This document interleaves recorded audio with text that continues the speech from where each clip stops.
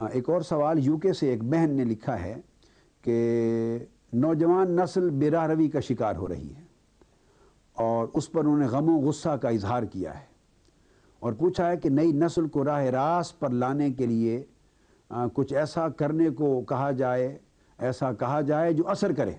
اب یہ بات بڑی توجہ طلب ہے۔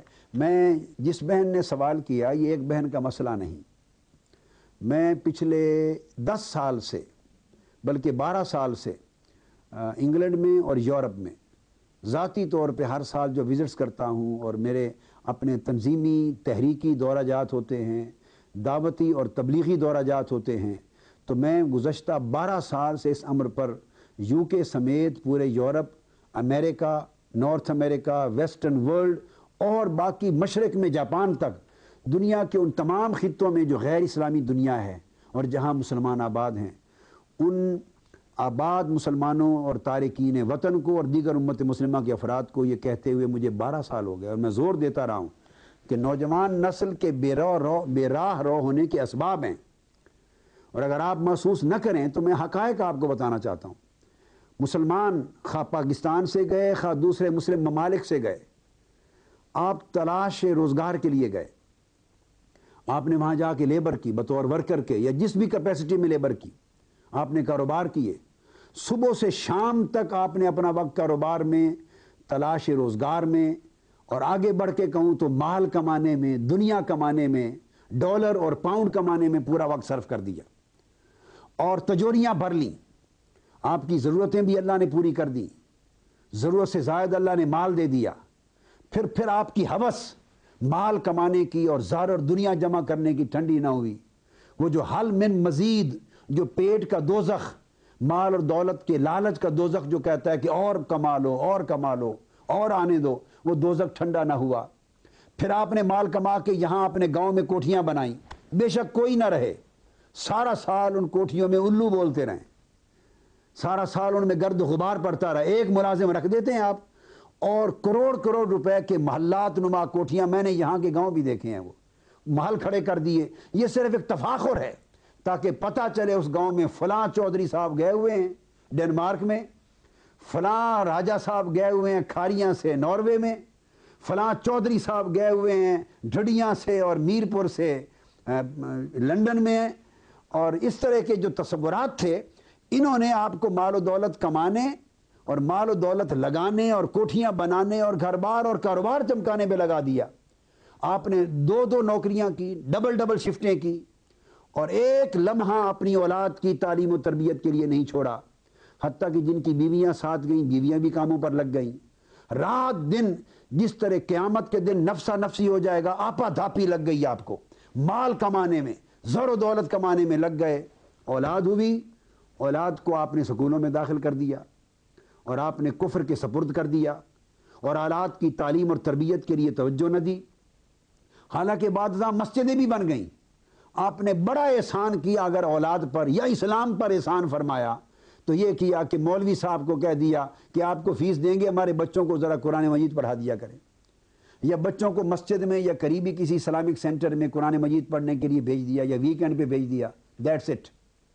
باقی پوری زندگی بچوں کی آپ نے اس کافرانہ معاشرے کے سپرد کر دی، کافرانہ کلچر کے سپرد کر دی اور کافرانہ نظام تعلیم و تربیت کے سپرد کر دی۔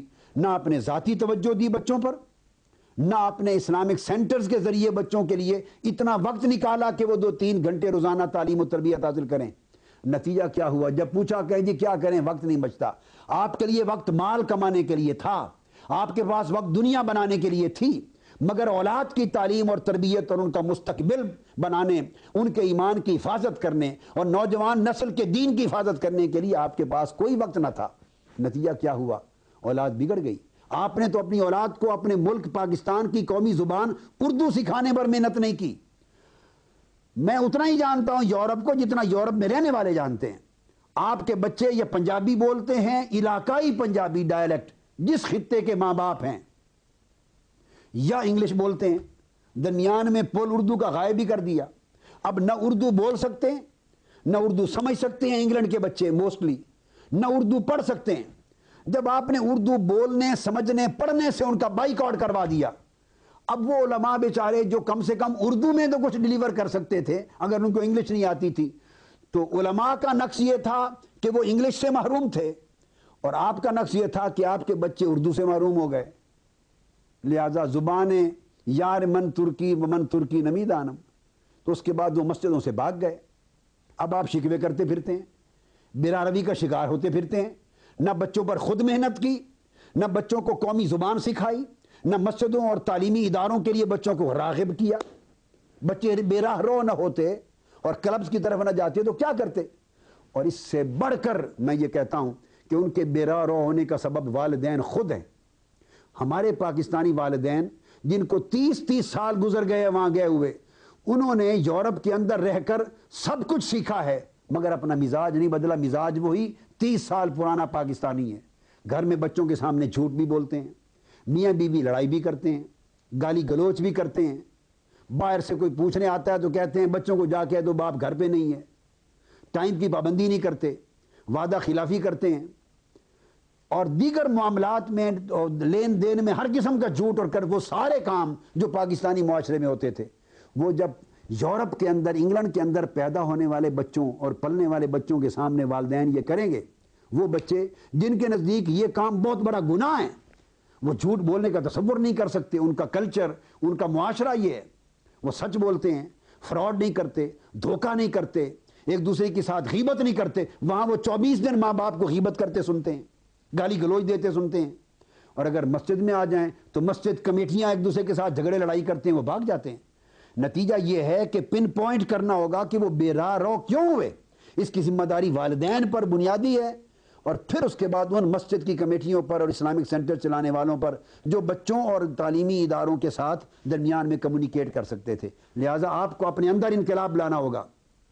اگر والدین سمجھیں کہ میں ان کو کوئی چھو منتر بتا دوں، کوئی وظیفہ بتا دوں، کوئی گر بتا دوں اور وہ صبح تسبیح کریں اور بچے بے راہ روی سے ہٹ جائیں، وہ گر اور تسبیح اور وظیفہ کریں اور صبح بچے پاک صاف اور نیک اور صالح بن جائیں، ایسے چھو منتر نہیں ہوتے.